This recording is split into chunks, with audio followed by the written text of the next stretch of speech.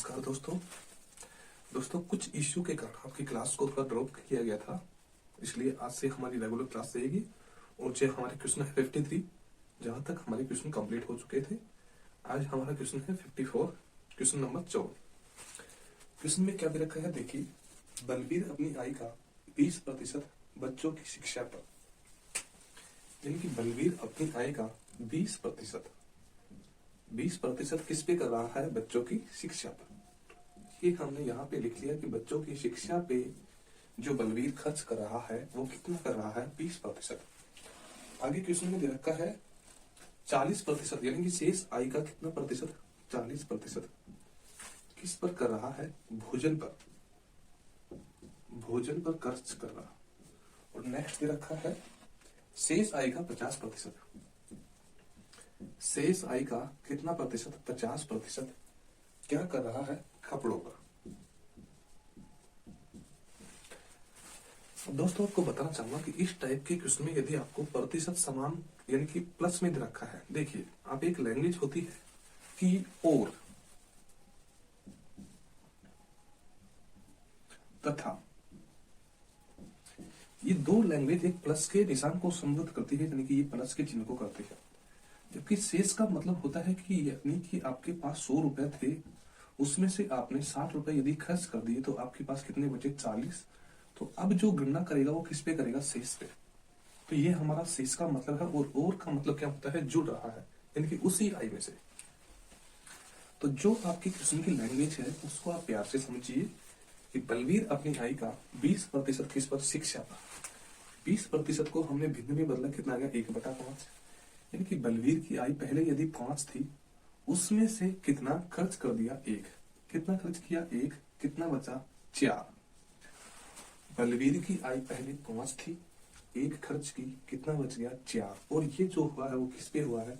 शिक्षा पे। भाई आपके सामने है, अंडरलाइन हो रहा है कि बलबीर की आय 5 थी, 1 खर्च हो गई, कितनी बच गई? 4 बच गई। नेक्स्ट दे रखा है अब 40% का भिन्न में बदलूंगा, कितना आएगा? 2/5।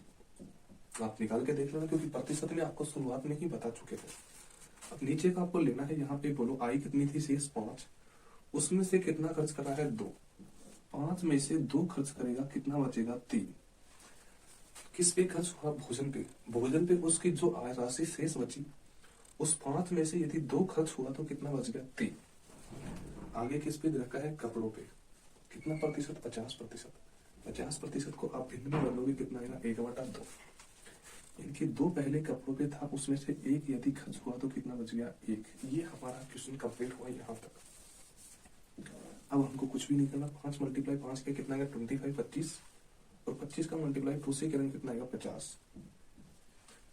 4 का मल्टीप्लाई 3 से करेंगे, कितना आएगा? 12। और 12 × 1 करेंगे, कितना आएगा? 12। इसका मतलब ये है कि बलबीर की आय पहले 50 थी, क्योंकि ये तीनों को मिला के आई है। ये जो 50 आई है, बलबीर की आय पहले 50 थी, और कितनी आ गई? 12 आ गई। ये हमारे पास क्वेश्चन में रखा है। जबकि क्वेश्चन में जो बलबीर की आय देखो, ये तो आप स्वयं को पता है कि ये जो आय है वो कब की थी? पहले की।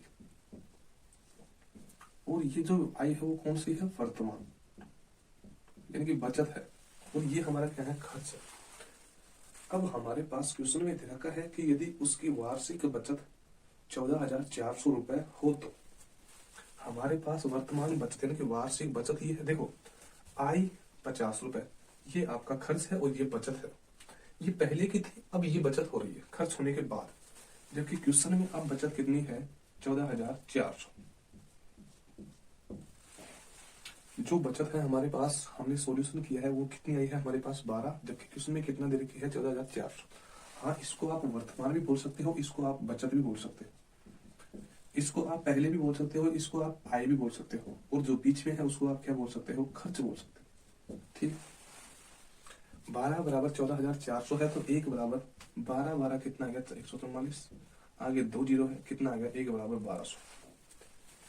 1 के बराबर की वैल्यू यदि 1200 है तो 50 के बराबर 12 गुना 1200 गुना 50 करूंगा तो दोनों का गुना हुआ कितना? 1200 × 50। क्यों करूंगा? क्योंकि हमको क्या निकालनी है? आय। 0 0 और 1 0, ये 12 × 5 करेंगे, कितना आएगा? 60,000। यानी कि जो बलबीर है उसकी वार्षिक जो आय है वो हमारे पास निकल के कितनी आ गई? 60,000। ये हमारा आंसर होता क्वेश्चन में। यदि आपसे पूछा होता क्या, आई, यदि क्वेश्चन में आपसे आई पूछा होता तो आंसर कितना होता, 60,000। बट क्वेश्चन में आई नहीं पूछ के क्या पूछा है, उसकी मासिक आय। यानी कि ये जो आय है आपकी वार्षिक है। वार्षिक का मतलब आप जानते हो कि 12 महीने होते हैं, और जब 12 महीने की यदि आय 60,000 रुपए है तो एक महीने की निकालने के लिए किसका भाग दोगे, 12 का, और 60,000 में 12 का भाग देंगे कितना आएगा, 5,000। यानी कि एक महीने की जो आय आई है किसकी, एक माह की जो आय आई है वो कितनी है, 5,000 रुपए। यही हमारा क्या होगा, राइट आंसर। बहुत ही सिंपल क्वेश्चन है, यही कॉन्सेप्ट चल रहा है, और जस्ट इसके पीछे का जो क्वेश्चन है 53 सेम इसी तरीके से है। अगले क्वेश्चन की चर्चा करते हैं, इसको पहले उठाते हैं, देखिए।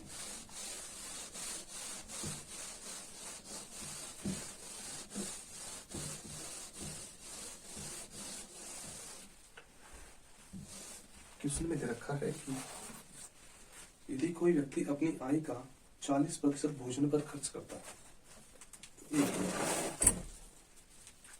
कोई व्यक्ति अपनी आय का 40% जो खर्च कर रहा है वो किस पे कर रहा है, भोजन पे।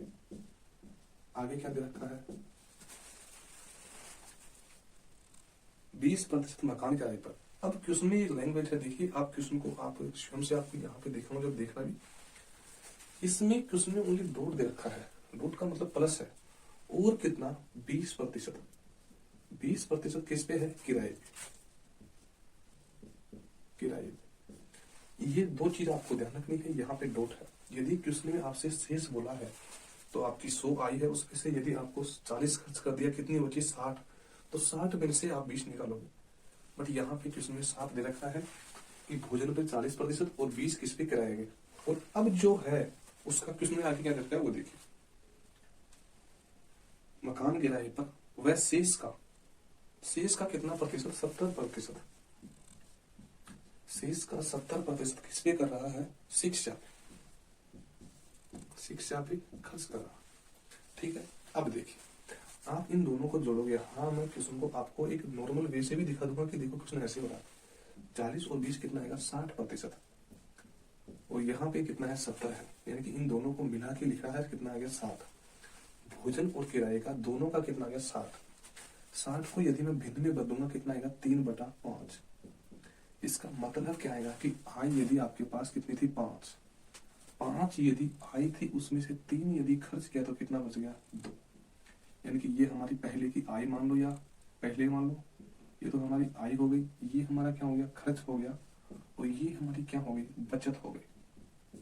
ठीक है, आगे क्वेश्चन में क्या दे रखा है, 70% किस पे है, शिक्षा पे।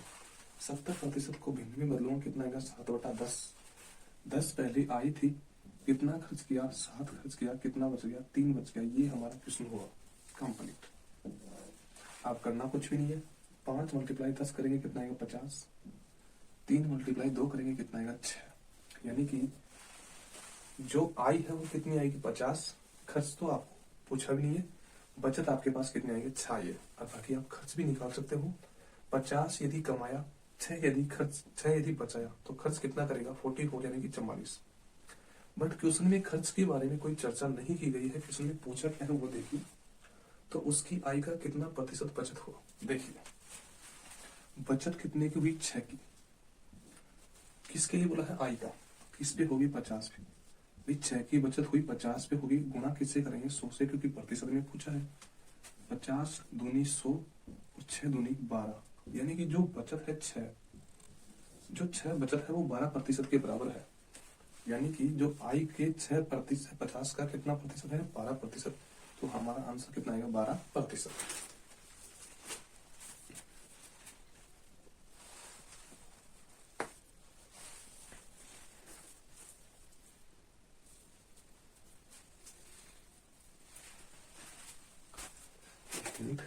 आपको अगला क्वेश्चन देखते हैं, इसको रखते हैं, देखिए।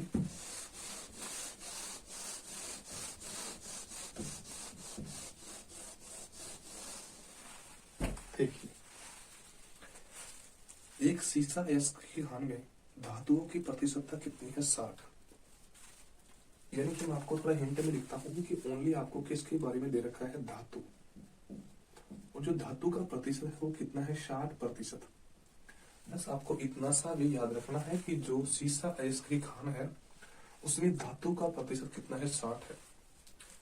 अब यानी कि हो सकता है कि धातु का टोटल प्रतिशत ही हो या टोटल संख्या में हो, तो जब तक आप क्वेश्चन को आगे नहीं पढ़ो आप इसको यहीं पे रखो। आगे देखिए, अब धातुओं में रजत का की प्रतिशत मात्रा कितनी है, 3/4%। तो यानी कि ये जो धातु है इसमें से भी कितना है, 3/4% क्या है, रजत की मात्रा है। यानी कि अभी तो इसका भी क्लियर नहीं हुआ, बट इसमें से भी कुछ हिस्सा निकाल रहा है, वो किसका है, रजत का है, उसको भी बाद में देखेंगे। यानी कि यहाँ पे इसमें से, इसके अंदर से क्या निकल रहा है, रजत, और उस रजत का कितना प्रतिशत है, 3/4%।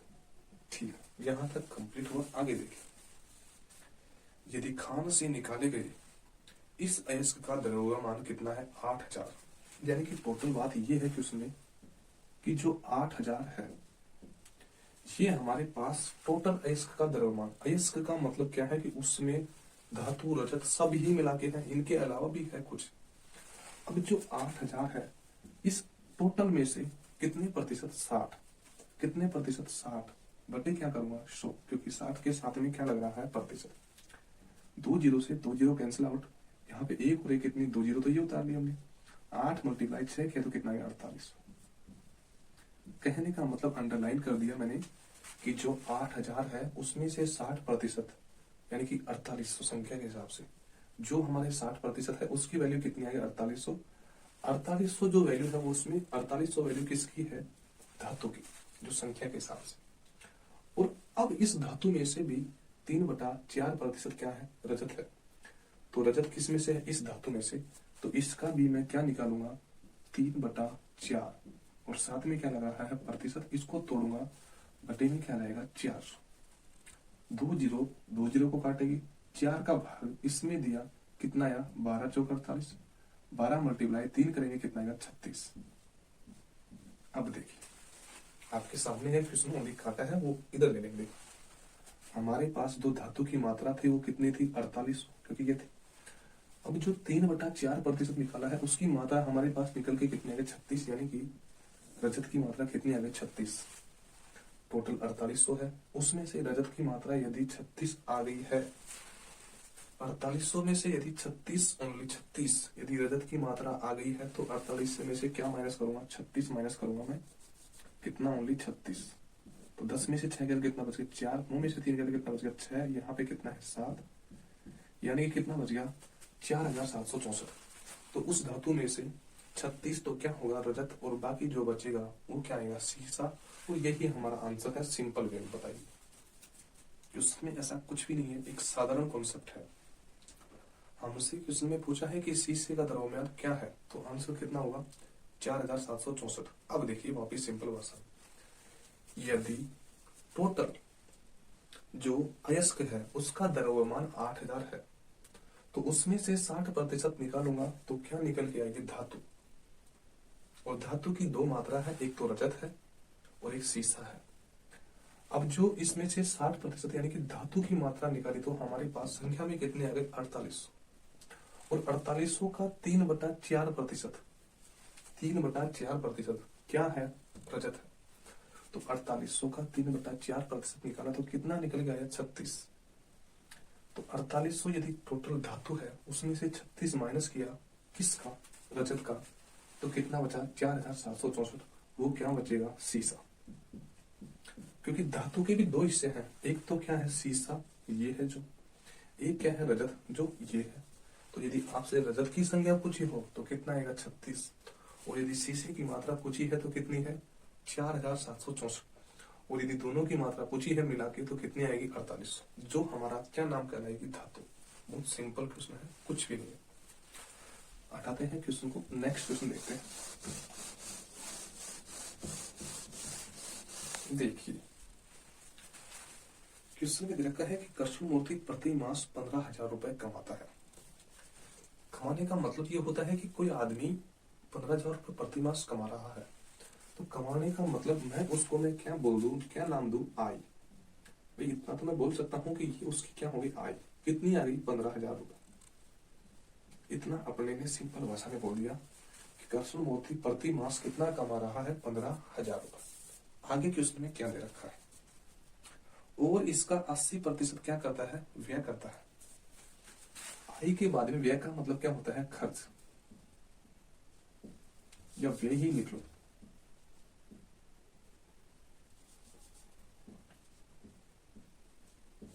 व्यय,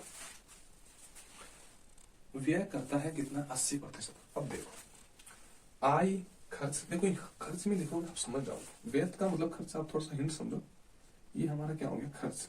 देखो यदि कोई आदमी कमाएगा तो खर्च भी करेगा, और खर्च करेगा तो क्या पूरे खर्च थोड़ी करेगा, कुछ तो बचत भी करेगा। तो यहाँ पे क्या आ गई हमारी? बचत। इसको मिला के है, देखिए आय, खर्च, बचत। यदि कमाएगा तो खर्च भी करेगा, और खर्च करेगा तो कुछ तो बचाएगा भी। देखिए अब यदि आय यदि 15,000 रुपए है, तो उसमें से 80%, यानी कि इसको आप दूसरा नाम क्या बोल सकते हो? व्यय भी बोल सकते हो। 80/100 करूंगा, 0 से 0 कट गई, दोनों 0 तो यहां से ले लूंगा मैं। 15 अंते कितना गया? 120। देखिए जो 15,000 रुपए है वही आय है, और इस आय का 80% क्या करता है? व्यय करता है। तो व्यय का मतलब क्या होता है? खर्च। तो 15,000 में से 12,000 रुपए क्या करता है? खर्च करता है। यहाँ पे मैंने क्या लिख दिया? 12,000, क्योंकि व्यय का मतलब भी क्या होता है? खर्च होता है। मैं यदि इसके साथ में काटता तो आपको थोड़ा सा काटा हूं। अब आप ही बोलिए, 15,000 रुपए कमाता है, 12,000 रुपए खर्च करता है, तो बचत कितनी होगी? सिंपल भाषा में 3,000 रुपए। ये हमारे पास कृष्ण मूर्ति की आय, खर्च और बचत आ गई। आगे कंडीशन क्या रख रहा है वो देखिए। वेतन में संशोधन के कारण उसकी मासिक आय में 20% की क्या हो गई? वृद्धि। यानी कि कुछ वेतन में संशोधन हुआ, उस कारण उसकी आय में कितने प्रतिशत की? 20% की क्या हुई? वृद्धि का मतलब मैंने प्लस कर दिया। ठीक है, देखिए यानी कि उसकी आय यदि 15,000 थी, 15,000 थी, तो उसमें से कितना बढ़ी? 20%। तो 20/100 कर दूंगा मैं। भाई चाहूं तो 120 भी कर सकता हूँ, कोई ना, सिंपल भाषा में लो। 2 0 से 2 0 कट गई, 0 और 0, और 15 दूना कितना है? 3। यानी कि जो मैंने 20% निकाला, उसका मतलब कितना निकल के आया? 3,000। पहले आई 15,000 थी, 20% बढ़ी तो कितनी बड़ी? संख्या के हिसाब से 3,000। तो संख्या के हिसाब से कितनी बढ़ेगी? 3,000। 15,000 आई थी, 3,000 बढ़ी तो कितनी आ गई? 18,000। और ये आई कैसे आई? कि कुछ वेतन का संशोधन हुआ, तो आई 20% बढ़ी, प्रतिशत के हिसाब से 20 है, वो संख्या के हिसाब से कितना है? 3,000। तो आई 15,000 थी, तो आई कितनी आ गई? 18,000। आगे क्या दिया गया? किंतु वस्तुओं का मूल्य बढ़ जाने से उसे अब 20% खर्च अधिक करना पड़ा। यानी कि जो वस्तुओं का मूल्य है वो बढ़ गया, इसलिए पहले जो खर्च कर रहा था उससे कितने प्रतिशत अधिक खर्च कर रहा है? 20% अधिक खर्च कर रहा। तो यानी कि वही कंडीशन आ गई, 20% क्या कर रहा है? अधिक खर्च कर रहा। तो यानी कि जो खर्च है वो टोटल कितना है? 12,000, उसमें से 20% अधिक करेगा, तो 20 बटा क्या करूंगा? 100। 2 0 से 2 0, 12 दूना 24, और 2 0 उतारूंगा तो कितना आएगा? 24। इसका मतलब प्रतिशत के हिसाब से 20% अधिक खर्च कर रहा है, जबकि संख्या के हिसाब से अधिक खर्च कितना करेगा? 24। इसको फिर हटाइए। 12,000 पहले खर्च कर रहा था, अब 2400 और अधिक खर्च कर रहा है, क्योंकि कुछ खर्चा और बढ़ गया। तो अब टोटल खर्चा कितना कर रहा है? 14,400।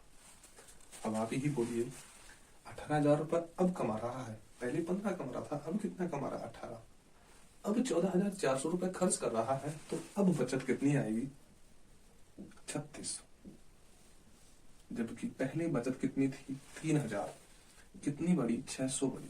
ठीक है, हमारे पास पूरे क्वेश्चन का ही निचोड़ आ गया। 18,000 रुपए अब कमा रहा है, 14,400 रुपए अब खर्च कर रहा है, 3,600 रुपए अब बचत कर रहा है। क्वेश्चन में क्या पूछा है वो देखिए। क्वेश्चन में पूछा है कि उसकी नई बचत क्या होगी। तो उसकी नई बचत, यानी कि पहले की बचत तो कितनी है? 3,000, और अब की बचत कितनी है? 3600। यही हमारा क्या है? Right answer. बोलिए कोई समस्या? ठीक है, नेक्स्ट क्वेश्चन देखते हैं। क्वेश्चन में क्या दे रखा है देखते हैं।